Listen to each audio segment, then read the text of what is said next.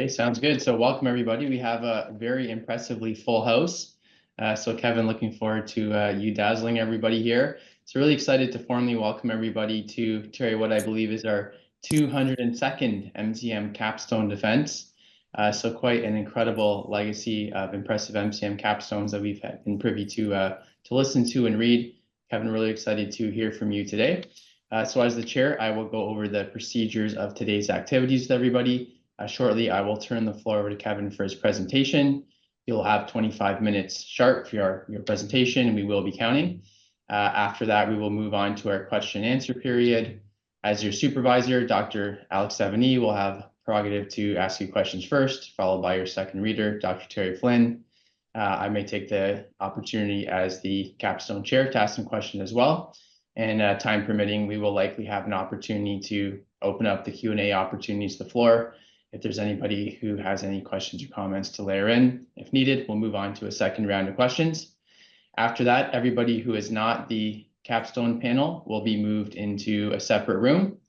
Then we will have our deliberations about Kevin, your capstone, and as well your overall your presentation and the overall performance in the capstone. After which, when we are completed, we will invite everybody back and officially announce the results. So looking forward to that. And on that note, it is 9:03. Kevin, I'll turn the floor over to you. Thanks so much, Mark. So let's get started. In today's fragmented digital media landscape, tech influencers hold significant sway over consumer decisions. But what builds the trust that drives these purchasing behaviors? Today, I'll share my research examining trust dynamics between tech influencers and their audiences.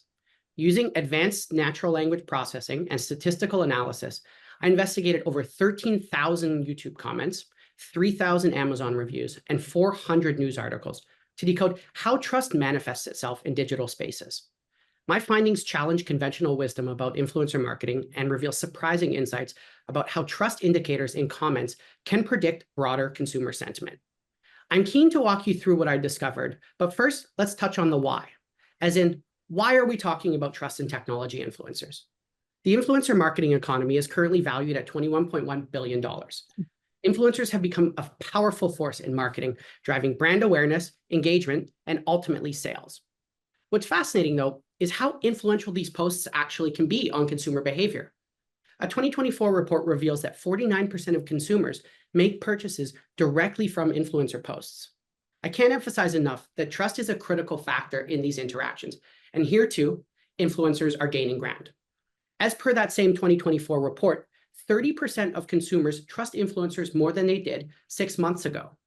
This underscores the increasing trust that we're placing into these creators as a society.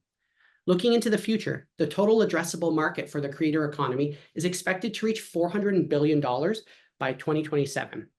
What is clear here is that influencers and the influencer marketing economy are primed to explode in a fragmented media ecosystem in which trust is decentralized, shifting from large institutions to individual personalities and creators. I'll walk you through my 3 research questions that guided this investigation. RQ1 explores how viewers express trust through their comments and reveals how audiences perceive influencer trustworthiness. RQ2 examines whether my trust measurements correlate with content alignment between influencer reviews on the one hand and consumer experiences on the other.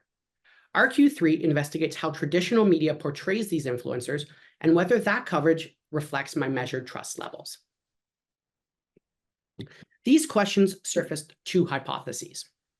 H1 proposes that the trust signals I identified in YouTube comments can predict broader consumer sentiment. I hypothesized that influencers who earn more trust-related comments would produce reviews more closely aligned with consumer experiences on Amazon. H2 examines whether audience trust levels correlate with media portrayal. I tested if influencers with stronger trust indicators receive different media coverage in terms of sentiment, quotations, and thematic coverage. The study employed a 3-phase methodological approach. In phase 1, I collected data from multiple sources. Phase 2 involves sophisticated analysis methods, including the development of trust scores and content similarity analysis using natural language processing. In phase 3, I integrated and validated my findings through statistical analysis and theoretical framework alignment. I employed three major data collection streams to gather comprehensive data set for analysis. From YouTube, I collected 30 product reviews across 10 influencers, capturing over 14,000 comments using the YouTube API and custom Python scripts. For Amazon, I scraped 3,000 consumer reviews using the Selenium WebDriver, and I ensured equal representation for each product with 100 reviews per product. From Google News, I gathered media coverage using their custom search API. While I initially identified 536 articles, careful filtering and cleaning resulted in 417 usable articles across 9 of the 10 influencers. Each data stream required unique technical approaches and careful handling of the API limitations, but taken together, they provide the diverse data set that I need to test my hypotheses. Of note, I was unable to find any records of legal actions against influencers, so this was omitted from analysis. In developing my methodological approach, I implemented a technical framework supported by well-established theoretical foundations. Let me walk you through the key components and their integration. My text processing methodology employs lemmatization using the NLTK WordNet lemmatizer rather than basic stemming. This choice was deliberate because lemmatization preserves more accurate word meanings by considering the morphological analysis of the words. So for example, where stemming might reduce computing, computation, and computer all to COMPUT, lemmatization properly maintains computer as a noun while converting the verbs to compute. This preserves essential technical distinctions. My sentiment analysis combines Vader, which was specifically selected for social media optimization, with a custom trust component detection system. This dual approach allowed me to capture both general sentiment on the one hand and specific trust indicators on the other that were aligned with Grunegan-Hahn's trust dimensions of integrity, dependability, and competence. The keyword frequency analysis is contextually weighted, recognizing that trust signals may manifest differently across various review platforms.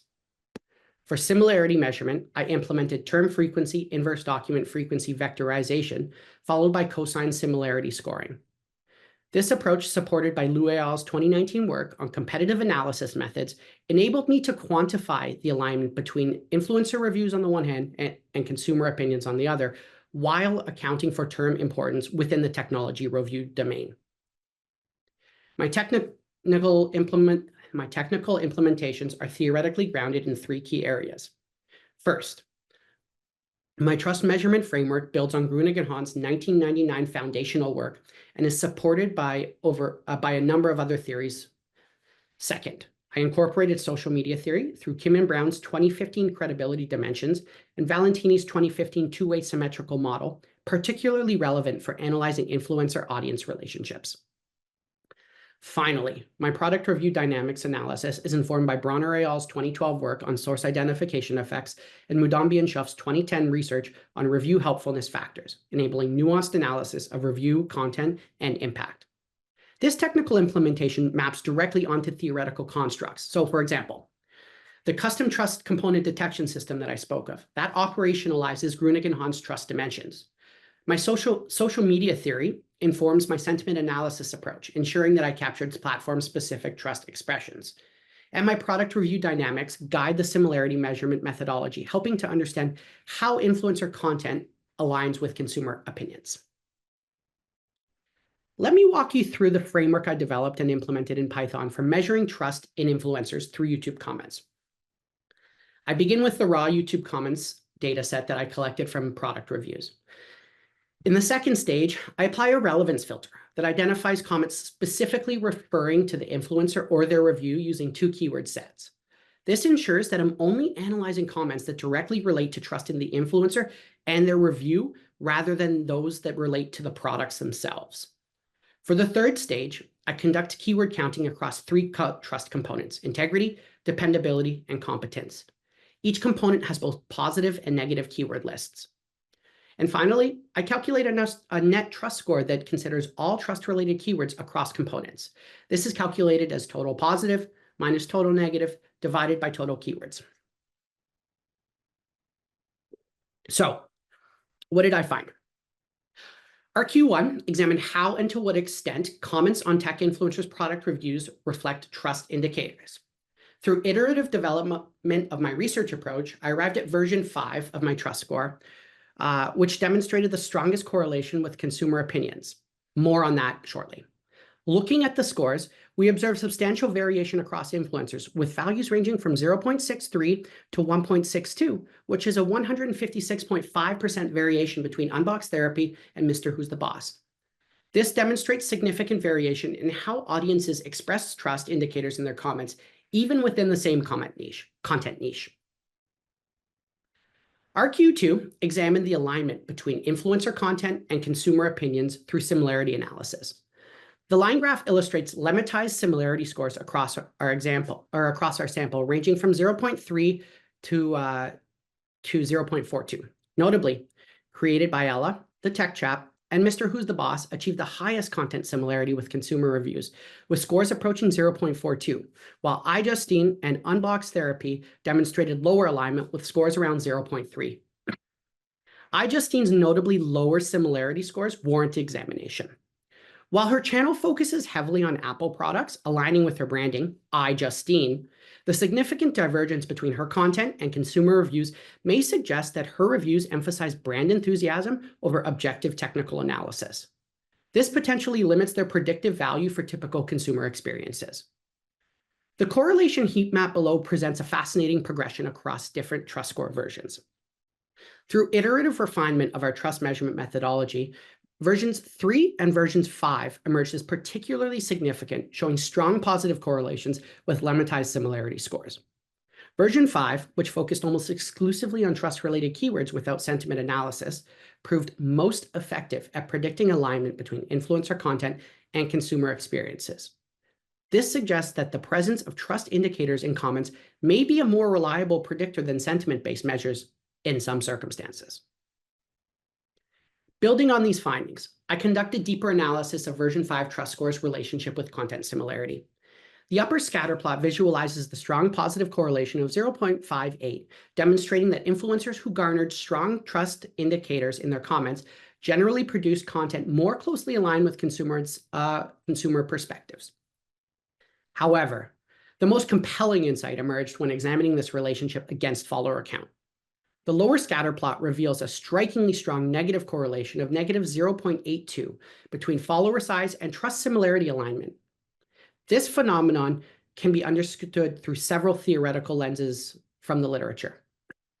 First, Jafarova and Rushworth established that non-traditional celebrities with smaller followings are often perceived as more credible and relatable than those with larger audiences. This may explain why their content shows stronger alignment with consumer experiences.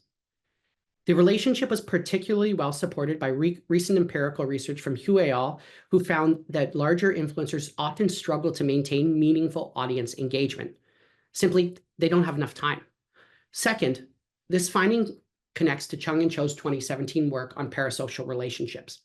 The authors say that smaller influencers' ability to maintain more personal connections with their audience likely facilitates stronger relationships, leading to content that better reflects consumer experiences. Luoma-Aho et al. Would support this, noting that smaller influencers can develop more meaningful parasocial interactions.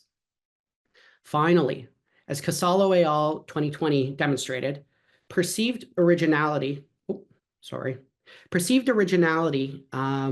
and uniqueness of content, rather than follower count, are key factors in establishing opinion leadership. This helps to explain why smaller influencers who may focus on delivering detailed, authentic product analyses show stronger trust similarity correlations. For the third research question, I examined the relationships between media coverage and influencer trust levels. My network analysis revealed several fascinating correlative relationships, with version 5 trust scores as the center node, including a strong positive correlation with integrity keywords. One of the most compelling findings was the relationship between trust and controversy coverage. If my slide will move forward here. Trust and controversy coverage. I discovered a strong positive correlation between version 5 trust scores and the controversy-related keywords. This seemingly paradoxical relationship actually aligns with Rowland's 2008 theoretical framework on transparency and trust. Rowland argues that greater transparency, even when discussing controversial issues, tends to strengthen rather than diminish trust. This becomes particularly significant when we examine the exceptionally strong correlation of 0.83 between integrity and controversy keywords. Zooming in on that particular correlation, it can be understood through Grunig-Hunt's 1984 model of two-way symmetrical communications and Valentini's 2015 lens of two-way symmetrical communication in social media. When media coverage discusses controversies while emphasizing integrity and transparency, it facilitates what Valentini would describe as genuine dialogue and authentic relationship building. The data suggests that addressing controversies openly may actually enhance an influencer's credibility, provided the coverage emphasizes transparency and ethical handling. The presence of quotations in media coverage showed a notable correlation of 0.56 with integrity keywords. This aligns with Kim and Brown's 2015 conceptualization of credibility in social media spaces, where direct discourse serves as a mechanism for demonstrating expertise and enabling authentic voice. Their research suggests that personable interaction and expertise demonstration are the key dimensions of digital credibility. I also observed interesting relationships between different trust components. Dependability and competence keywords showed a strong positive correlation of 0.55. And this supported Grunig-Hunt's multidimensional construct of trust.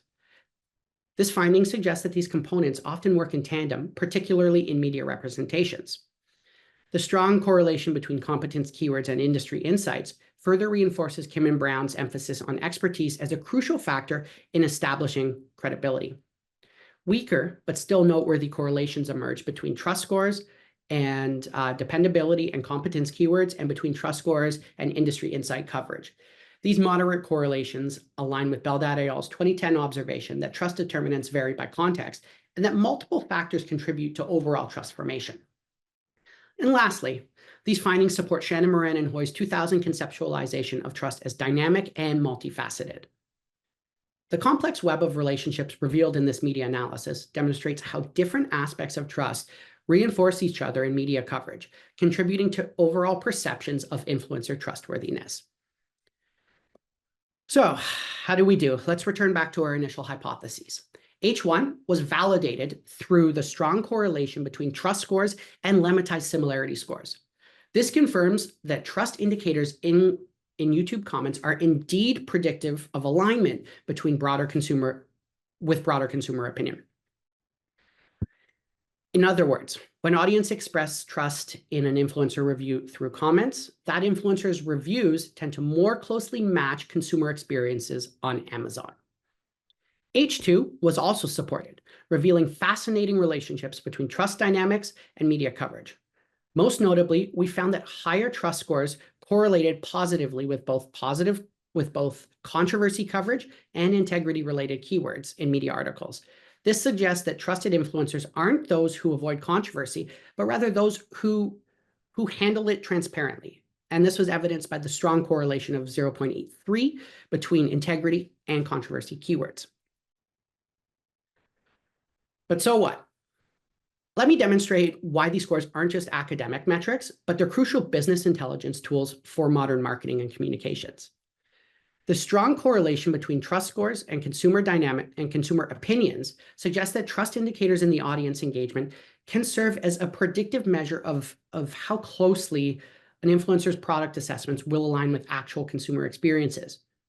For brands, this provides an accurate quantitative method to identify influencers whose content most accurately represents typical consumer experiences, potentially reducing the gap between marketing messaging and market reception.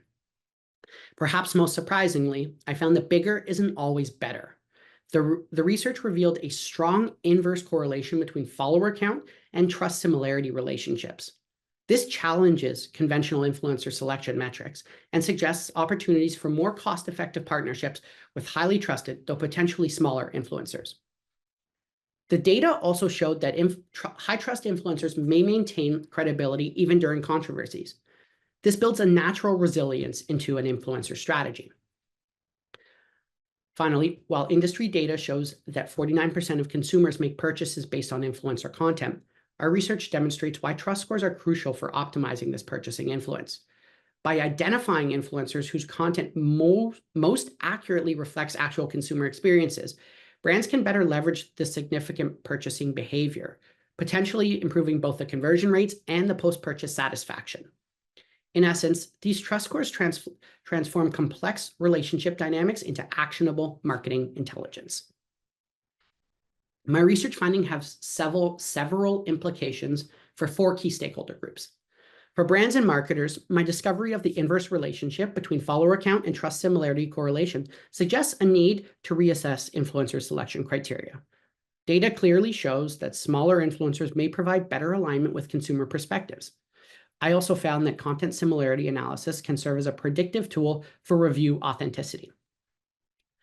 For influencer marketing agencies, my research provides a validated framework for trust measurement, incorporating the 3 key components of integrity, dependability, and competence. My finding of a strong correlation between integrity mentions and controversy coverage suggests that agencies should develop crisis management strategies that emphasize transparency rather than avoidance.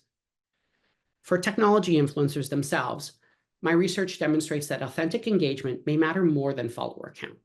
The strong correlation between quotations and integrity coverage could indicate that direct, transparent communication builds trust. The strong correlation between trust scores and content similarity emphasizes the importance of maintaining genuine alignment with consumer experiences. Finally, for social media platforms, my research suggests the need for more sophisticated trust indicators beyond simple follower metrics. The validated trust measurement framework I developed could inform new platform features that help users identify trustworthy content creators. These implications all stem directly from my empirical findings, and they suggest a shift toward valuing more authentic engagement over pure reach in influencer marketing.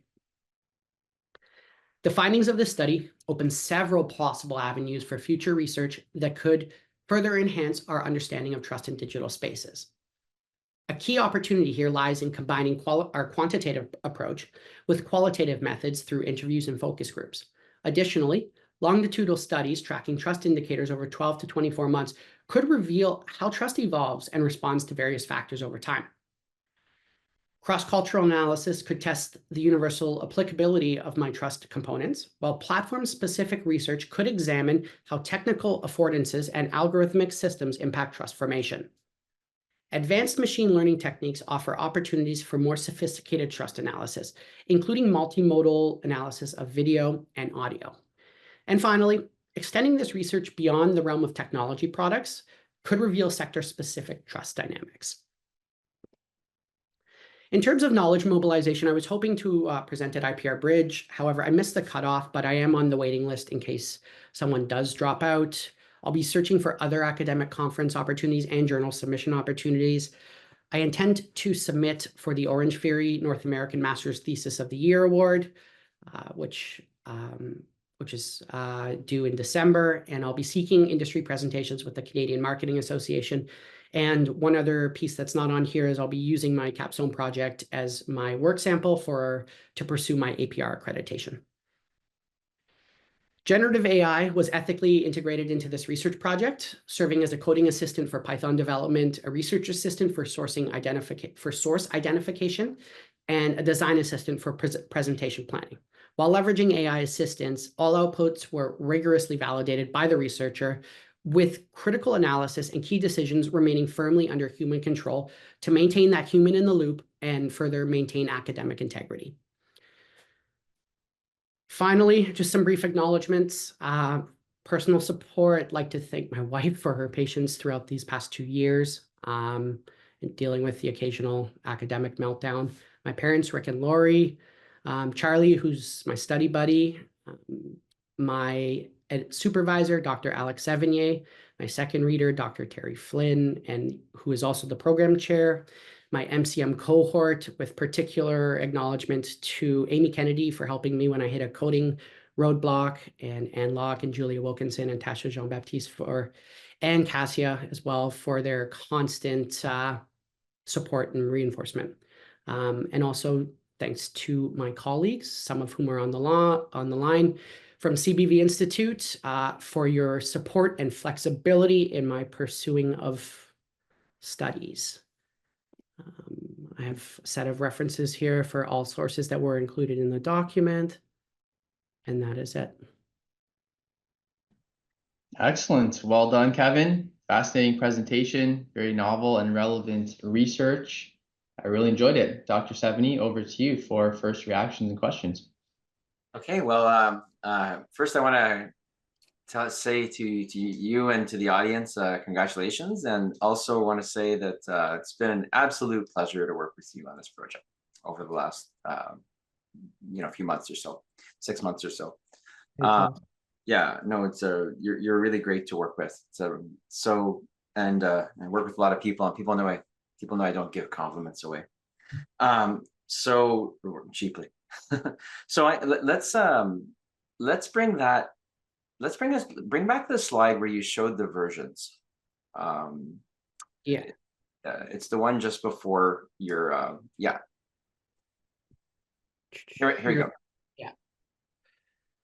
Okay, so this is a pretty complicated methodology that you used, and but actually not that complicated from a data science perspective. It was really elegant, nice design, right?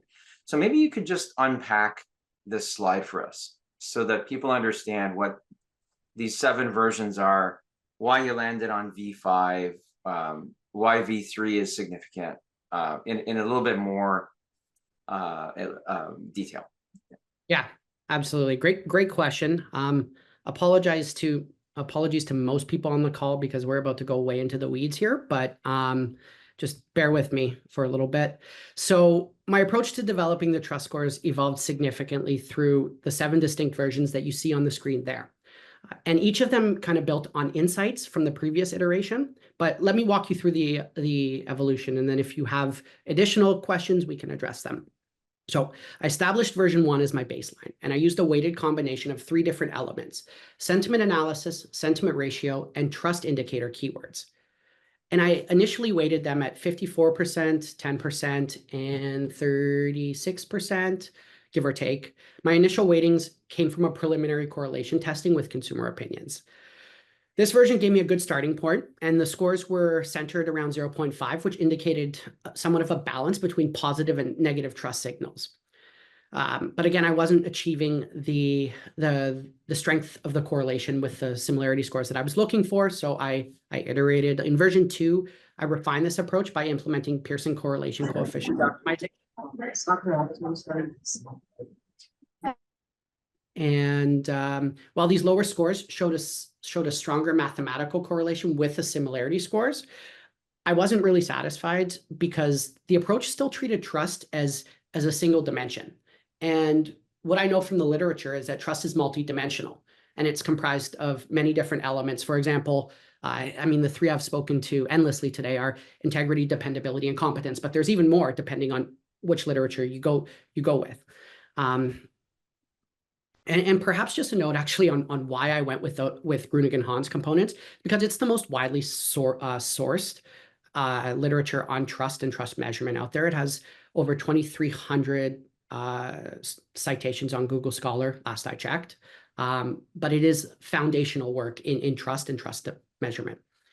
So sorry, after that little detour there, this led me back to version 3. And this is where I restructured the calculation to explicitly incorporate these 3 trust components with equal weighting. And this version also allowed scores to exceed 1.0 when multiple trust components were strongly present, giving me better insight into the depth of the trust signals. Version 4 addressed a key challenge for me, and that was varying content volumes across different influencers and products. So I introduced logarithmic scaling while maintaining my component-based trust system. And this normalized scores between 0 and 1 to help me better compare trust signals across different sized audiences. Again, the correlation strength just wasn't there yet, so I continued to iterate. Version 5 marked a pivotal shift, though. I removed the logarithmic scaling, sentiment analysis, and sentiment ratio calculations, focusing purely on the net difference between positive and negative trust keywords. Still, correlation still wasn't where I wanted it to be. Version 6, I introduced logarithmic scaling again expanded my inverse keyword set, so that's the opposite of the positive keywords, and this gave me a more nuanced measurement that could better capture both the positive and negative indicators while controlling for comment volume. Version 7 brought 2 significant changes. First, I normalized the trust scores by the number of relevant comments rather than total comments, addressing potential bias from spam or irrelevant comments. This produced more conservative scores, typically between 0.2 and 0.4, that better reflected genuine trust-related engagement. But here's the big thing. After I completed version 7, I made a really big realization about my correlation analysis approach. Rather than correlating individual product trust scores with their corresponding similarity scores, I decided to take a step back for a second and reconsider my framework. I chose to average all of the scores for each influencer before running the correlation analysis. And I made this methodological shift for several reasons. Number one, it reduced the noise in my data by smoothing out product-specific variations. Number two, it better aligned with my research goal of understanding influencer-level trust rather than product-specific trust, because at the end of the day, influencers were the unit of analysis for this project. Number three, it provided me with a more stable measure of each influencer's overall trustworthiness. Number four, it helped me control for potential outliers in individual product reviews. And number five, it reflected my understanding from the literature and from my studies that audience trust is built over time and multiple reviews. It's not just a one-off individual product. This final alignment in my analytical approach yielded 2 strong positive correlations that we see on the slide here. I saw those and I went with the one that was the strongest of the 2 correlations. And so that's how I ended up with version 5 over version 3.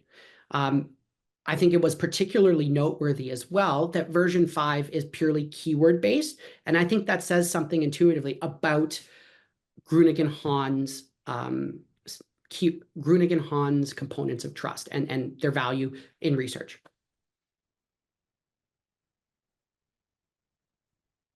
Yeah, that was a great answer. Thank you. And I agree with you. I mean, I obviously walked with you throughout this process, and I just wanted you to unpack that for the audience, because it was a complicated line of thought, reasoning chain, and I think you did a great job of making it a little clearer for folks. I'm gonna ask one more question, then that'll be it for me. So you listed a lot of theoretical frameworks. Could you go to the theoretical frameworks slide? They're on a couple different slides. Just give me a second here. Yeah. For some reason, it's not responding. Come on. Don't worry about the slide deck. I'll just ask that. Oh, here we go. Okay. Is it this slide would work? No, next one over. Next one. Yeah. Yeah, here where you talk about it. Doesn't really matter about the slide, to be honest with you, right? The question is, which theoretical framework do you think this data provided you the most? Sorry, let me phrase this in a way that's understandable. You went through a lot of theoretical frameworks, and you talked about how these data validated or invalidated them, right? Which one do you think the data most supports? Good question. I think there were a lot of really strong empirical results that were uncovered in this investigation, and a lot of strong ties back to theory. But based on my analysis, I think there's probably 3, maybe 4. First, there's the strong positive correlation of 0.58 between trust scores and, I'm just trying to find it for you here. Trust scores is 0.5. Is it? Oh, it's not on the slide, sorry. Between trust scores and lemmatized similarity scores. And that, for me, as I said, provides compelling evidence supporting Grunegan-Hahn's 1999 multi-dimensional trust framework. The correlation demonstrates that influencers, as we've said, who cultivate trust through integrity, dependability, and competence, they tend to produce more content that's more aligned with broader consumer opinion. With a positive correlation of 0.58. I'm very confident in that. And I think so much so that I'd actually, if I were to do a follow-up study, I'd like to look more into that. Second, there's the inverse relationship between follower count and trust similarity correlations. And that had a correlation coefficient of negative 0.82. That's on the previous slide as well. But that strongly supports Jaffarova and Rushworth's 2017 findings regarding enhanced credibility of non-traditional celebrities. And it was also particularly well supported by recent empirical work from Hue et al. In 2023, who found, as I said, that larger audiences really struggle to maintain that meaningful audience engagement, which in this case seems to have translated to lower levels of indicators of trust. And then lastly, the positive correlation of 0.82, finally on this screen, I believe, 0.83 between integrity keywords and controversy coverage in media analysis. This provides robust support for Rowland's 2008 theoretical framework, which links transparency to trust formation. And here again, the findings suggest that while it's probably not a good idea for influencers to go out and try and create a controversy, because controversies don't necessarily enhance your trust, if you handle the controversy in a transparent and ethical manner, that might actually strengthen rather than diminish the influencer's credibility. But primarily, I guess, my confidence in these findings stems from their strong statistical correlations and their grounding in the theoretical literature that we've studied. Great. Thank you. Excellent. Thanks, Alex. Dr. Flynn, over to you. Thank you very much, Kevin. Excellent study. Good presentation. You may have lost a lot of the audience in your first answer, as you and Alex were having a tete-a-tete in version 18.7.5, whatever. I've got a number of questions. So your research found an inverse relationship between follower count and trust similarity correlations. Larger influencers showed weaker correlations between trust indicators and content alignment with consumer reviews. How might this insight challenge current industry practices in influence selection? And what specific recommendations would you make to brands about balancing reach versus authenticity? Great question. So first, how does it challenge current views on influencer selection? So I guess the most obvious way would be that it really challenges the notion that bigger is better, as I said in the slides. And I think it really gives credence to finding smaller creators with communities that are very aligned with your organization's goals. So there are potentially exceptions to this. But what I think back to is the fragmenting of our digital media ecosystem and how everyone is being fed or served news that can be wholly different from what your neighbor is actually viewing. For brands, this is a challenging area to navigate. So what my research would suggest is that you look for influencers that have smaller but more relevant followers to your brand. You go to where communities exist that discuss topics and ideas that relate to your brand. You go to where your audience is. And yes, this is more challenging than, when you could put out an ad on a broad ad on a social media platform, or even on TV, on radio. It's more work. But I think the payoff is more significant because you have a more receptive audience. I've tried my best to answer your question. Is there anything that I've missed? No, we don't have enough time to sort of delve into that because you're running out the clock. You ran out the clock on Alex's first one. So I'll move on to my second question. You've spoken a great deal of the generalizability of your findings. However, you're limiting this study to one platform and only 10 influencers. limits the ability to generalize beyond the platform and the 10 influencers. How do you respond to this criticism? I would say that you could generalize to the platform, but until there are studies that are done on the other platforms, I would be hesitant to generalize further. That's one of the reasons actually that I've noted in the limitations of this study and potential areas for future research is that platform specific studies would be beneficial because you could broaden the base of this generalization. But currently, I wouldn't be comfortable generalizing beyond YouTube influencers, specifically product influencers for that matter, technology product influencers. We could spend a whole 25-minute question period just on intercoder reliability questions, but I'll pass it over to the chair. Excellent. Thanks, Terry. Yeah, really good questions there. Kevin, I have one question, and I think we have an excellent question from the audience as well, so we'll probably get to these two. So I'm curious, because we're connecting the sentiment around both the, say, influencer, but the product with the YouTube comments, and then we're connecting that to, say, the Amazon reviews and the sentiment. So conceptually, how do we disaggregate a little bit the way that people are expressing how they feel about the influencer, but then also the product itself? So, if I'm looking at something on a product level, I'm going to be assessing it for whether I like the product, not just whether I had a positive, reaction to it. A great question. Actually, I think I was on a walk with my wife halfway through this project, and she asked the same question, and I went, "Oh crap! I don't know." So I actually had to refine my methodological approach, and I developed the comment relevance filter there. And so by using that relevance filter and having specific keywords,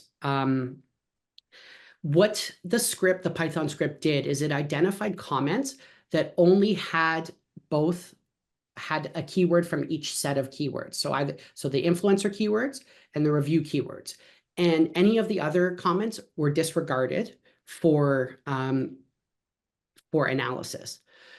So what that allowed me to do is really hone in on the comments that were referencing the influencer and the review specifically, so as to eliminate the noise of other comments that were related to the products themselves.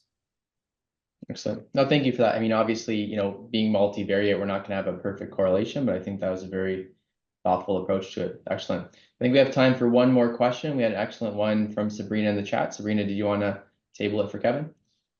Yeah, absolutely. Well, first off, kudos, Kevin. Amazing work. Not surprised whatsoever. My question is really about whether or not you found any data that you scraped that talked about overconsumption. So there was a really good and fascinating documentary by Netflix that's looking at consumer behavior and how influencers are shaping our behavior, whether it's on TikTok or through reviews. Any discussion about the concept of like overconsumption that came through? Because that's really becoming more prominent as we look to the effects of consumption on our environment and our behavior. You know what? So I'll start by saying that was a bit out of the scope of this project. However, I think that's a really interesting point. I saw that documentary too. It's on my to watch list. I'm always mindful of how much stuff I'm ordering from Amazon. It's relentless, but it was, as I said, I think that would be another great area of exploration, particularly one that's coming into prominence in the cultural zeitgeist, right? We're all more and more aware of what we're consuming, how much we're consuming as our landfills grow more and more full. So to answer your question very briefly, I did not look into that, but I think that would be a very interesting area for further exploration. Sounds good. Thank you. Excellent. All right. Thank you, Kevin. So that will bring our question period to a close, unless Dr. Sevigny or Dr. Flynn, you have a concluding question? Okay. I do, but we don't have enough time. All right. So you'll get a follow-up email question, Kevin.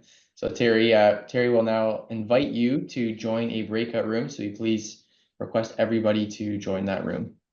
And we will call you back when we have completed our deliberations.